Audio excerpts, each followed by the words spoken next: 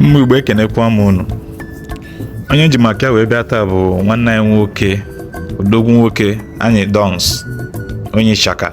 Unu mana a na-asị mmadụ ya jide ka o ji, ịma na ya bụ onye na-eme ezigbo ihe. Mana onye asị ya raa ka o ji, mana ya bụ onye n'ihe na-eme adịrọ mma. Anyidons, mmụnwa ma mmụ Igbo ndị niile chọrọ ihe ọma n'ala Igbo si gị jide ka iji. Nke nwa so na one of the artists, celebrities mma n'ala Igbo anya taa bụ ndị na-preach about Igbo bụ ofu. And not only that ị na-preach about Igbo bụ ofu, but na ị na-emekwu ya eme. Abịa na your actions, ọ na-egosi true that you are doing what you preach. Unu mana sometimes na ọ bụrụ sọnsọ mmadụ dị na-ekwu okwu n'ọnụ bụ ebe obere nọ olu na omume ya bụ onye ogo emekwu ya. Mana Anyidons bụ one of the artists mma n'ala Igbo anya today na-carry everybody along. You can never see Anyidons na-eme anything ọbụna eputu ya by state. Ọ na-akarị onye ọbụla bụ onye Igbo along once bụ onye Igbo. Ị ga na-afụ na page Anyidons bụ Igbo bụ ofu, ya bụ ị ga na-afụ na page ya. O nwere time ịbịa differentiate bịa Igbo Enugu maọbụ Igbo Abịa maọbụ Igbo Ebonyi maọbụ Igbo Imo steeti maọbụ Igbo Anambra.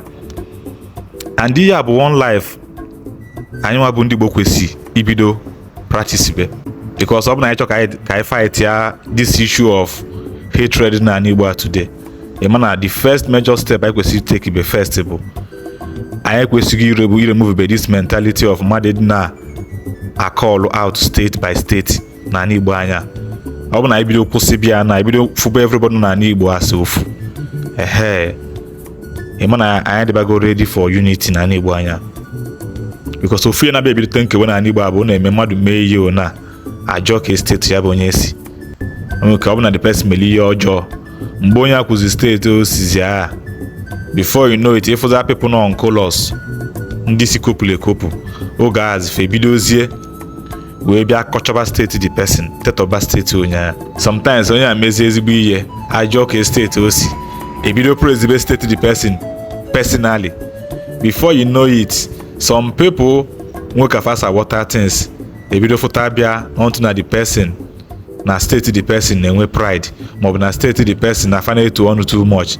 Before you know it, those two states, those people bụ ndị Igbo a ebido nwebe argument. Anyị kwesịghị remove this mentality of ihe state.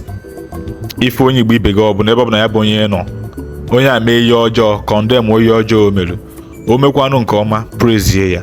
Ọ bụ na somebody nọ in need of help all the person. Anyị mebe na ị ga-afụ ka Igbo ga-esi change overnight, because ihe na-ebute na progress abatara na Igbo today bụ na ọ na-eme ihe eme mmadụ na Igbo anya today ebido jụba ka steeti ya bụ onye si. O nwezi ka ọ bụrụ somebody na like steeti onye a, ma ọ bụ somebody nwego bad experience with somebody from that state pụta, because of that personal experience that person nwere, the person na-achọza ka o transfer the hatred to everybody ọbụla si na that state. Ifu na that mentality adịrọ mma. Ifu ya, because o nwere ebe na-enwere ihe ọma, o nwere ebe na-enwere ndị ọjọọ. Ebe ndị aka na-epreach na page m since anyị bụ Igbo ka anyị bido unite bụ onwe anyị together. Anyị bido unite bụ onwe anyị together, ga-afụ ka anyị ga-esi achieve things very easy. Ọ bụ na anyị chọọ inweta something, ifu ka gosi wa dị very fast for us. Ya bụ the force, the power ndị Hausa nwere today, ndịkwa Hausa nwere today na Fulani. Despite the fact na fa dị iche n'ugwu Hausa ebe a, mana ihe ọ bụ na fast na fa need lo na watch onye fa ga-esi mee ya achieve. Ọ na-adị very easy. Jee look at ndị Yoruba na onwefa. Ndị Yoruba si na fa need something now, they are always getting it so easily. Because why? Na fa na-eme in unity. Just look at Lagos today. Lagos bụ an example. Mana ị gaa na Lagos today, na Lagos bụ obodo mmadụ ka ọ bụ, mana ndị bụ indigenous of Lagos, you won't even identify them. Fanche na bono na Yoruba na afọ nwefa as one. Megide kwuto the extent na somebody ga-esi another state na Yoruba land bịa rule o governor na Lagos. One of them bụ onye nka na-si na ya bụ Tinubu now. Efulia?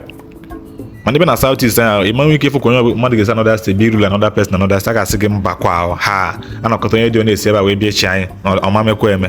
Ịfụga? So biko nu, anyị bụ ụmụ Igbo, ihe na-ekwu bụ ka anyị wepụbe nu this omume ihe steeti ya na-arụ anyị, because ọ dịrọkwa mma, no go help us. Yes, ọ na-ebutela anyị nkewa. because ọ dị very bad na ị ga-afụ ndị Igbo na-abụ ga-eje ugwu Hausa ji mee biznes n'ugwu Hausa elu ebe a onye Igbo a fụ ka onye Igbo ibi ya mere ihe instead ya nwe ijide aka chọọ na ọ ga-esi wee advice onye maọbụ nyeli ya aka ya ga-emezi bụ osolu ndị Hausa maọbụ osolu ndị Yoruba si gbuo onye a anyị mejikwara aka na aka wee progress na Igbo anya so biko nu ka anyị na-enwe mmadụ dị ka Anyidons